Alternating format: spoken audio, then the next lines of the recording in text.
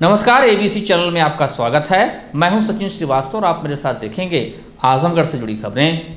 खबर के प्रायोजक हैं संपूर्ण बाजार, राहुल नगर, मड़िया, आजमगढ़। सामानों पर 10 से 40% तक की छूट और वुडन टच, भवनाथ, आजमगढ़।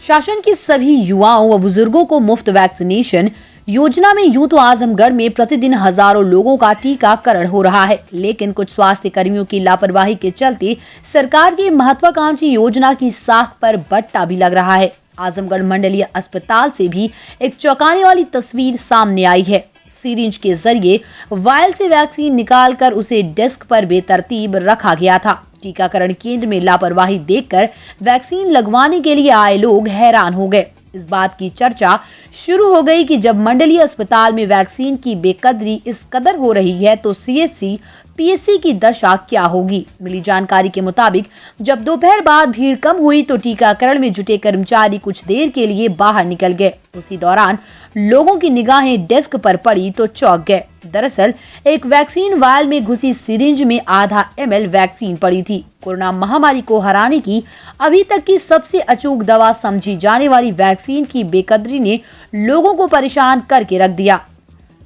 कौतूहलवश कुछ लोगों ने उसकी तस्वीर कैमरे में कैद कर ली। उसी दौरान कर्मचारी पहुंचे तो स्थिति भांप खामोश पड़ गए। इंजेक्शन लगवाने को कतारबद्ध खड़े लोगों को वैक्सीन की फ्रेश डोज लगाई गई, जिससे विवाद की स्थिति नहीं बन सकी। वहीं दूसरी तरफ आजमगढ़ मंडल के अपर स्वास्थ्य निदेशक डॉक्टर हबीबुल्ला ने बताया कि बड़े पैमाने पर वैक्सीनेशन का अभियान चल रहा है। इस अभियान से जुड़े स्वास्थ्य कर्मियों को विशेष ट्रेनिंग के साथ ही वैक्सीन की सुरक्षा को लेकर भी तमाम हिदायत दी गई है। मंडलीय अस्पताल के टीकाकरण केंद्र पर वैक्सीन संग लापरवाही के वीडियो के वायरल होने के संबंध में उन्होंने जांच कर कार्रवाई की बात कही। ये भी कहा कि वैक्सीन के सदुपयोग को लेकर शासन बहुत गंभीर है। हॉस्पिटल में वीडियो वायरल हो रहा है, उसमें एक सर वायल पे और इंजेक्शन लगा के छोड़ दिया कर्मचारी ने, वो भी लापरवाही है। वायल इंजेक्शन लगा के ऐसे छोड़ दिया, मतलब कहीं चले गए, लोग वेट कर रहे हैं उसको लगाने के लिए, वैक्सीन लगाने के लिए। तो उसको जैसे आपने सिस्टम बताया इतना, लेकिन वो उसी तरह छोड़ दिए, मेज पे ही रखा है, जैसे यहाँ लगा के सिर्फ छोड़ दिए। नहीं, उसके लिए देखिए, जो सिरिंज से इंजेक्शन एक बार लगता है दोबारा नहीं लगता है।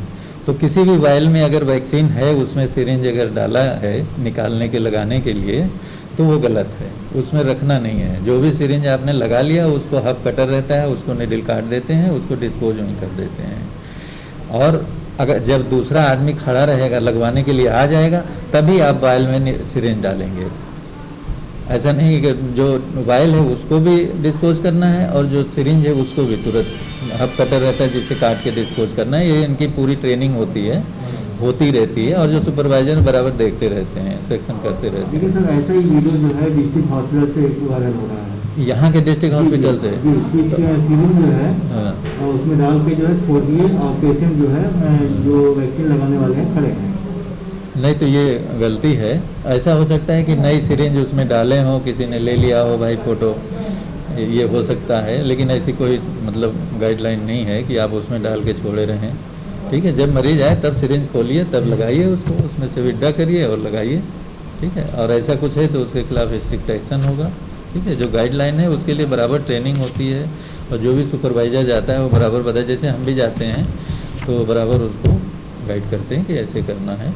मंडलायुक्त विजय विश्वास पंत ने कहा है कि मंडल के जनपदों में निर्माणाधीन परियोजनाओं को युद्ध स्तर पर कार्य कराते हुए निर्धारित समय सीमा के अंदर पूरा करना सुनिश्चित किया जाए। उन्होंने कहा कि कोविड-19 महामारी का प्रकोप गत माह से ही लगभग समाप्त है, इसलिए प्रगति कम मिलने पर अब कोई बहानेबाजी नहीं चलेगी। मंडलायुक्त श्री पंत मंगलवार को अपने कार्यालय के सभागार में 50 लाख व उससे अधिक लागत की निर्माणाधीन परियोजनाओं के साथ ही 50 करोड़ से अधिक लागत वाले निर्माण कार्यों तथा कर करेत्तर एवं अन्य राजस्व कार्यों की प्रगति की समीक्षा कर रहे थे। समीक्षा के दौरान कई निर्माणाधीन परियोजनाओं में बजट उपलब्ध होने के बावजूद प्रगति काफी कम मिलने पर उन्होंने नाराजगी व्यक्त करते हुए संबंधित कार्यदायी संस्थाओं के अधिकारियों को निर्देशित किया कि इन परियोजनाओं पर विशेष ध्यान देकर मानक और गुणवत्ता के साथ समय से पूरा कराएं। मंडलायुक्त श्री पंत ने जनपद आजमगढ़ में सीएससी कुशलगांव सहित अन्य परियोजनाओं के संबंध में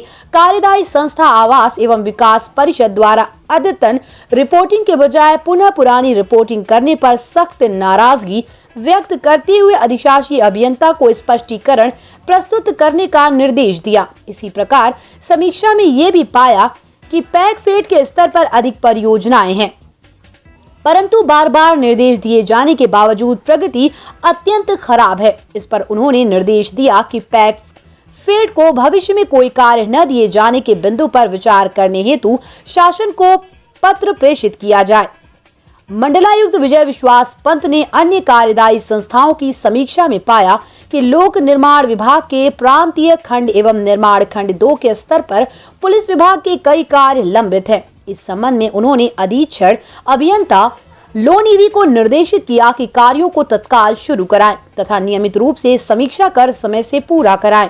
मंडलायुक्त ने बाढ़ अधिशासी अभियंता को निर्देश दिया कि तहसील सगड़ी अंतर्गत घाघरा नदी के दाएं तट पर गांगीपुर मठिया रिंगबाद के नव निर्माण में गति लाएं तथा मानक के अनुरूप कार्य समय से पूरा कराएं। उन्होंने संयुक्त विकास आयुक्त को निर्देश दिया कि जल निगम के स्तर पर कुल कार्यों, पूर्ण कार्यों, निर्माणाधीन कार्यों, अनारंभ कार्यों, पाइपलाइन आदि का विवरण अधीक्षण अभियंता जल निगम से प्राप्त कर उपलब्ध कराएं ताकि उसका सत्यापन कराया जा सके।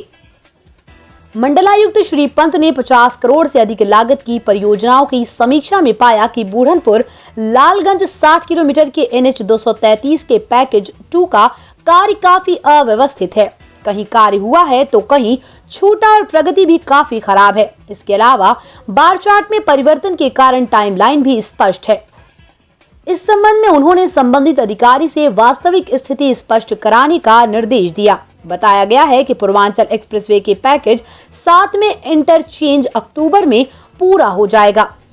कर करेत्तर एवं अन्य राजस्व कार्यों की समीक्षा में विविध देयों की मांग में विसंगति मिलने पर इसे तत्काल दुरुस्त करने का निर्देश दिया। मंडलायुक्त ने कहा कि बलिया में 10 बड़े बकायेदारों में कुछ काफी पुराने हैं। उन्हें अपर जिलाधिकारी बलिया को इस ओर विशेष ध्यान देकर शीघ्र वसूली कराए जाने का निर्देश दिया। इसी प्रकार मऊ में अमीनों द्वारा की गई वसूली के अंकन में भी विसंगति को दूर करने हेतु निर्देशित किया गया। इस अवसर पर अपर आयुक्त अनिल कुमार मिश्र, संयुक्त विकास आयुक्त PN वर्मा, अपर जिलाधिकारी मऊ केहरी सिंह, अपर जिलाधिकारी बलिया राम आसरे, मुख्य राजस्व अधिकारी आजमगढ़ हरिशंकर, अधीक्षण अभियंता लोनीवी मऊ AK मणि, मंडलीय अर्थ एवं संख्या अधिकारी डॉक्टर नीरज श्रीवास्तव, मुख्य अभियंता विद्युत सहित अन्य संबंधित अधिकारी एवं कार्यदायी संस्थाओं के मंडलीय एवं जनपदीय पदाधिकारी उपस्थित थे। इसका मुझे था इंतजार, वो घड़ी आ गई। जी हाँ, अब आजमगढ़ यूनिवर्सिटी अपने अस्तित्व में आती नजर आ रही है। शासन के निर्देश पर DAVPG कॉलेज में अस्थायी कार्यालय संचालित किया जा रहा है। कुलपति की नियुक्ति का बड़ा वहम काम ही शेष रह गया है। कुलपति की नियुक्ति के बाद विश्वविद्यालय का कार्य पूरी ऊर्जा के साथ होने लगेगा। पूर्वांचल विश्वविद्यालय के बंटवारे के लिए शासन ने नोटिफिकेशन भी जारी कर दिया है। 15 जून के बाद आजमगढ़ विश्वविद्यालय अस्तित्व में आ जाएगा। 15 जून 2021 से पहले महाविद्यालयों के छात्र पूर्वांचल विश्वविद्यालय से जुड़े रहेंगे। उनकी परीक्षाएं पूर्वांचल विश्वविद्यालय ही कराएगा। 15 जून के बाद प्रवेश लेने वाले लगभग 395 महाविद्यालयों के सभी छात्र आजमगढ़ राज्य विश्वविद्यालय के अंग बन जाएंगे। शासन की ओर से कुलपति, कुल सचिव, लेखा अधिकारी सहित विभिन्न पदों के लिए अधिसूचना पहले ही जारी की जा चुकी है। बताया जा रहा है कि कुलपति की नियुक्ति के बाद ही अन्य पदों पर भी तैनाती हो जाएगी। शासन ने अपने पत्र में स्पष्ट किया कि कुलपति की तलाश जारी है। राज्य विश्वविद्यालय आजमगढ़ का अस्थायी कार्यालय DAVPG कॉलेज में खोला गया है। कॉलेज के मैनेजर आनंद प्रकाश श्रीवास्तव ने कहा है कि विश्वविद्यालय का अस्थायी कार्यालय महाविद्यालय में खोले जाना गर्व का विषय है। इससे समूचा कॉलेज परिवार खुद को गौरवान्वित महसूस कर रहा है। आजमगढ़ में विश्वविद्यालय की स्थापना होनी है, जिसके लिए जमीन भी चिन्हित हो गई है। वहाँ पर विश्वविद्यालय बनने के पूर्व DAV कॉलेज में अस्थायी कार्यालय खोला जाना है, जिसके लिए हम लोगों ने काफ़ी पहले ही अपना अनापत्ति प्रमाण पत्र दे दिया था और कौन कौन सी जगह उनको दी जानी है, कौन कौन से कमरे उनको दिए जाने, ये भी बता दिया गया था। कोरोना के कारण देरी हो गई है, लेकिन खुशी की बात है कि अब जल्दी ही हमारे यहाँ कार्यालय प्रारंभ होने जा रहा है। कुलपति जी की नियुक्ति होते ही विश्वविद्यालय का कार्यालय भी प्रारंभ हो जाएगा। हम लोग को किसी भी काम के लिए जौनपुर जाना पड़ता था, जौनपुर से भी शहर से तो काफ़ी दूर जाना पड़ता था। ये बहुत ही हर्ष की बात है कि आजमगढ़ में किसी भी कोने का आदमी है, सिर्फ आजमगढ़ शहर में उसको आना ही पड़ता है, यही उसको मिल जाएगा। और जो नया कार्यालय, जो नया कैंपस बन भी रहा है, वो भी आजमगढ़ शहर से बहुत दूर नहीं है। तो पूरे जनपद वासियों को बहुत ही इससे आराम मिलेगा। हमारे बड़े हर्ष की बात है कि डीवी कॉलेज को ये अवसर मिल रहा है कि इस विद्यालय में विश्वविद्यालय का कार्यालय पहली बार खुल रहा है। ये हमारे लिए बहुत ही हर्ष की बात और बहुत ही गर्व की बात भी है। बच्चों को क्या करना चाहिए, बच्चों को भविष्य के बच्चों को तो अब हम, चूँकि बगल में ही विश्वविद्यालय आ गया, हम नए नए कोर्स स्टार्ट कर सकते हैं। हर चीज़ की अनुमति हमको तुरंत मिल जाएगी। बच्चों की जो भी काम होते थे, एग्जामिनेशन से संबंधित कोई भी जो लटकता था, आदमी जौनपुर दौड़ना पड़ता था, अब यहीं तुरंत हर चीज़ का रिजल्ट मिल जाएगा। इससे अच्छी कोई बात हो ही नहीं सकती। सबसे ज़्यादा आराम तो वो छात्रों को, उनके अभिभावकों को है। उनकी कोई भी प्रॉब्लम तुरंत विश्वविद्यालय स्तर से सॉल्व हो जाएगी। लिखित पत्र नहीं आया है, बस फोन पे आया था। नियुक्ति शीघ्र होने वाली है। जैसे ही नियुक्ति हो जाएगी, विश्वविद्यालय का कार्यालय स्टार्ट हो जाएगा। जिलाधिकारी राजेश कुमार ने अवगत कराया है कि जनपद आजमगढ़ की तहसील सगड़ी घाघरा नदी में आने वाली बाढ़ के दृष्टिगत बाढ़ आपदा से संबंधित सूचना के आदान प्रदान के लिए बाढ़ नियंत्रण कक्ष की स्थापना कलेक्ट्रेट भवन के कक्ष में की गई है। उप संचालक चकबंदी आजमगढ़ को इसका नोडल अधिकारी एवं बंदोबस्त अधिकारी चकबंदी को सहायक नोडल अधिकारी नामित किया जाता है। बाढ़ नियंत्रण कक्ष का मोबाइल नंबर 9454417172 एवं फोन नंबर 005462222022 है। जिलाधिकारी ने संबंधित अधिकारियों को निर्देशित किया है कि अपने विभाग के अधिकारियों कर्मचारियों की शिफ्ट वार ड्यूटी सुबह 7 बजे से दोपहर 2 बजे तक व दोपहर 2 बजे से रात 9 बजे तक एवं रात 9 बजे से सुबह 7 बजे तक लगाकर कलेक्ट्रेट मुख्यालय के आपदा प्रबंधन कार्यालय में तत्काल उपलब्ध कराएं। उन्होंने कहा कि ये ड्यूटी दिनांक 15 जून 2021 से दिनांक 15 अक्टूबर 2021 तक अनवरत चलेगी। उन्होंने संबंधित अधिकारियों कर्मचारियों को समय से कंट्रोल रूम में उपस्थित रहकर कार्य करने का निर्देश दिया। आईएमए आजमगढ़ शाखा ने शुक्रवार को प्रेस कॉन्फ्रेंस का आयोजन सिविल लाइन क्षेत्र में किया, जिसमें अध्यक्ष डॉक्टर डीपी राय, सचिव डॉक्टर मोहम्मद खालिद, पूर्व अध्यक्ष doctor Furqan, doctor Javed, doctor Swasti Singh, doctor Archana Massey, doctor Nirmal Srivastava, doctor A K. Rai, doctor U V Chauhan, doctor Ashok Singh सहित तमाम डॉक्टर उपस्थित रहे। अध्यक्ष डॉक्टर डीपी राय और सचिव डॉक्टर मोहम्मद खालिद ने पत्रकारों को बताया कि योद्धाओं की रक्षा करो के नारे के साथ चिकित्सा क्षेत्र से जुड़े सभी स्वास्थ्य कर्मियों ने फैसला किया है कि अपनी मांगों को लेकर 18 जून को ब्लैक डे के रूप में मनाया जाएगा। आईएमए अध्यक्ष ने कहा कि पिछले 2 सप्ताह के अंदर असम, बिहार, पश्चिम बंगाल, दिल्ली, उत्तर प्रदेश, कर्नाटक आदि कई जगहों पर डॉक्टरों पर हिंसा की कार्रवाई हुई है। कई डॉक्टरों की हड्डियां भी टूट गई। महिला डॉक्टरों पर भी हिंसक कार्रवाई हुई है। आईएमए प्रधानमंत्री, गृह मंत्री और समृद्ध राज्यों के मुख्यमंत्रियों से अपील करता है कि स्वास्थ्य सेवाओं के प्रदाता को तत्काल सुरक्षा प्रदान की जाए, अस्पतालों को सुरक्षित क्षेत्र घोषित किया जाए, डॉक्टरों को सुरक्षा प्रदान की जाए, दोषियों के खिलाफ फास्ट ट्रैक कोर्ट में तत्काल सुनवाई कराकर सख्त से सख्त सजा दी जाए। हिंसा के खिलाफ देश भर में डॉक्टर काला बिल्ला, काला शर्ट, काला रिबन पहनकर 18 जून को अपना विरोध प्रदर्शन दर्ज कराएंगे। हालांकि मरीजों के हित लाभ को देखते हुए ओपीडी चालू रखी जाएगी। आज हम लोग एक प्रेस वार्ता कर रहे हैं। यही 18 तारीख को हम लोग विरोध दिवस मनाएंगे।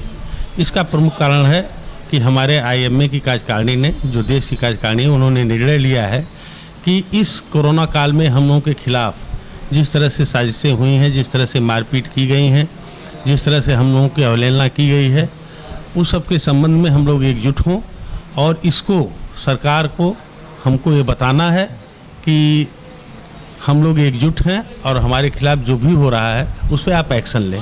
देख लीजिए, इस कोरोना काल में हमारे 724 कोरोना योद्धा शहीद हुए हैं आज मैं इस आपके इस माध्यम से मैं उनको श्रद्धांजलि भी देता हूँ। ये 724 जो कोरोना योद्धा हमारे, उसके बाद भी हम लोग अनवरत सेवा अपना प्रदान करते जा रहे हैं मरीजों के लिए। हम चाहते हैं कि हमारे खिलाफ जो हिंसा अभी 2 सप्ताह 3 सप्ताह के अंदर असम में, पश्चिम बंगाल में, झारखंड में, बिहार में, उत्तर प्रदेश में इत्यादि जगहों पर डॉक्टरों के साथ मारपीट की गई, जो कोरोना डॉक्टर थे मारपीट गई, किसी का हाथ टूटा, किसी का पैर टूटा, यहाँ तक कि महिला डॉक्टरों को भी नहीं छोड़ा गया, उनके भी खिलाफ हिंसा की गई। हम आज ये मांग करते हैं कि हमारा जो अस्पताल हो वो बिल्कुल हिंसा मुक्त क्षेत्र हो। हमें यह सिक्योरिटी दी जाए कि आपके खिलाफ कोई अभद्रता नहीं करेगा, कोई आपके साथ मारपीट नहीं करेगा, और जो हमारे साथ इस तरह की कोई चीज़ करता है, हमारी ये मांग है कि उनको एक फास्ट ट्रैक कोर्ट बना करके उनको के खिलाफ सुनवाई की जाए और उनको जल्द से जल्द तगड़ी से तगड़ी सज़ा दी जाए। और इसी क्रम में हम 18 तारीख को विरोध दिवस मनाएंगे काली पट्टी बांध के, और हमारा आंदोलन अनवरत चलता रहेगा जब तक कि हमारी मांगे देश के प्रधानमंत्री मान नहीं लेते। देखिए, माननीय प्रधानमंत्री ने भी कहा है कि कोरोना का टीकाकरण न करवाना देश के साथ अपराध है।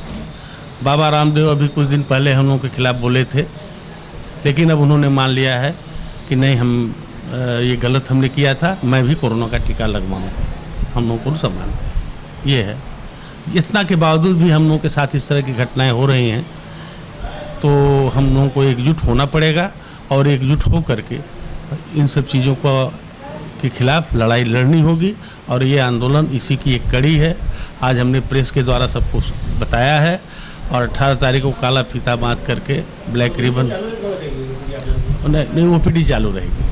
देखिए, मरीजों के साथ हम लोग अभी इतना जल्दी खिलवाड़ नहीं करना चाहते कि हम मरीज न देखें। हम आपको पहले ही कह चुके हैं कि इसके इतना के बाद 724 लोगों की जान गंवाने के बाद भी हम अभी अनवरत अपनी सेवा दे रहे हैं। मार खाने के बाद भी अनवरत किन किन प्रदेशों में हुआ मैंने आपको बताया, आज भी अनवरत सेवा दे रहे हैं। तो अभी हम OPD बंद करने के मूड में नहीं, लेकिन हमारा विरोध है और हमारी मांग है प्रधानमंत्री से, गृह मंत्री से, प्रदेश के मुख्यमंत्रियों से कि हमारी मांगों को सुना जाए, हमारे अस्पतालों को हिंसा क्षेत्र मुक्त किया जाए, हमारे खिलाफ जो इस तरह की एक्टिविटी करते हैं उनके खिलाफ सख्त से सख्त कार्रवाई की जाए, उनके लिए अलग से फास्ट ट्रैक कोर्ट बनाई जाए। इसके खिलाफ हम लोगों का आंदोलन अनवरत जारी रहेगा। नगरपालिका प्रशासन पर उदासीनता का आरोप लगाते हुए भारत रक्षा दल के कोरी कमेटी सदस्य मोहम्मद अफजल ने शुक्रवार को उप जिलाधिकारी सदर को पत्र सौंपा, जिसमें आरोप है कि वर्तमान समय में नाला नाली की सफाई नहीं हो रही है और नाली की पटिया टूटने से आम जन को काफी दिक्कतों का सामना करना पड़ रहा है। भारत ने पत्र सौंपकर मानसून आने के पूर्व ही उक्त समस्या से निजात दिलाने की मांग उठाई है। सौंपे गए शिकायती पत्र में भारत के कोर कमेटी के सदस्य मोहम्मद अफजल ने कहा कि कटरा त्रिमुहानी से मोहल्ला गुरुटोला एकद खापुल तक जो नाला बना है काफी दिनों से टूटा पड़ा है।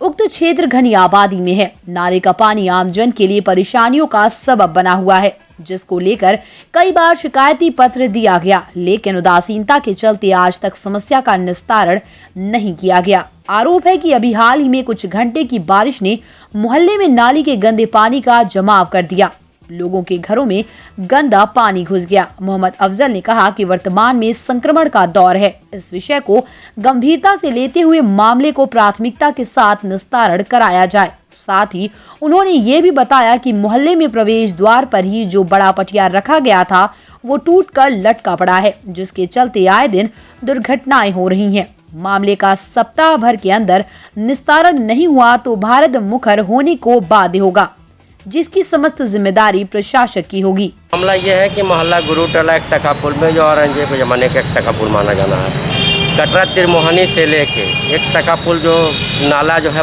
बंधे बाईपास पे निकल जाता है, उस नाले काफ़ी दिन से जमा हुआ है। अभी बरसात में 2-4 दिन पहले पानी हुआ था, पूरे घरों में पानी भर गया। मैं संबंधित अधिकारी, सफाई अधिकारी को मैं आवेदन भी कर चुका हूँ कि वहाँ पर नाला साफ़ किया जाए। आज तक नाला नहीं साफ़ हुआ है। और जब से गली का निर्माण हुआ है, उसमें गली के निर्माण में पटिया जो है, हमें 2-4 जगह पटिया हमारी टूट गई है। आए दिन वहाँ पर गाड़ियाँ आती मोहल्ले में फंस जाती है। अभी कुछ दिन पहले इंडियन गैस एजेंसी का टेम्पो गया था, वो टेम्पो वहाँ पर गिर के फंस गया था। मोहल्ले के लोग चाहता हूँ कि वो गली का निर्माण हो, पटिया हो, नाला सफाई हो, जो कि बरसात मानसून आगमन आने वाला है। मानसून से लोग घरों में पानी ना जाए, मोहल्ले को लोग साफ़ सुथरा सफाई अभियान हो। और वहाँ पे चिल्ड वाटर लगा हुआ है, दो सभासद हैं। वहाँ चिल्ड वाटर में आज तक उसका जो है फीता तक नहीं कटा है। बिल पास हो गया है। चिल्ड वाटर की जनता अभी तक क्या नाम है पानी के लिए वहाँ मोहताज है। गर्मी का दिन आया है, गर्मी भी निकल जो बरसात आने वाला। आज तक वहाँ जाकर देखिए टूटी टूटी पड़ेगी और कनेक्शन कट गया, उसका कनेक्शन भी नहीं। कई बार शिकायत करने के बाद शायद एक बार कनेक्शन जोड़े फिर गैस का तेज पड़ा हुआ है। एक नाली नाला जो है जाम हुआ है, एकदम भरा हुआ है, साफ हो ही नहीं रहा है। बारिश होती है तो पानी सब रोड पे आ जाता है, कीचड़ बहने लगता है, जाने आने में दिक्कत होती है। यही समस्या है। हम लोग सफाई चाहते हैं अच्छी तरीके से, मतलब नाला साफ हो, रोड साफ हो, कूड़ा उठे या ये बना हुआ है तो इसमें खाली बन ही गया है। देख रहे हैं सफाई वफाई की क्या हाल है। वाटर कूलर जो है खाली बन गया है, उसके बाद जब से बना अभी तक जो है उसकी डोटी भी टूट गई, अभी कोई एक गिलास पानी भी नहीं पिया है। यही तो हाल है नगर पालिका की। Sampoorna Bazaar, Rahul Nagar Madiya, Azamgarh, kirana store, general merchant, cosmetic, fast food, home and kitchen के सामानों का आजमगढ़ का सबसे बड़ा प्रतिष्ठान। फूड ग्रेन्स, ऑयल्स और सभी प्रकार के मसाले, cosmetic store, snacks store, summer drink and beverages, cleaning and house hold, home और किचन के product, bakery store, dairy product, सभी सामान मार्केट रेट से सस्ता और अच्छा। 10 से 40% तक की छूट। पतंजलि के सामानों पर 15% तक विशेष डिस्काउंट। शादी विवाह के सामानों की खरीदारी पर special offer. Sampoorna Bazaar, Rahul Nagar, Madiya, Azamgarh. Wooden touch, Bhanwarnath, Azamgarh, a complete hardware store. हमारे यहाँ branded plywood, flush door, designer door, PVC door, formica, fancy hardware, kitchen की चिमनी एवं मॉड्यूलर किचन की एक्सक्लूसिव रेंज उपलब्ध। अपने आशियाने में लगाइए 4 चांद, पहुंचिए वुडन टच, भंवरनाथ, आजमगढ़।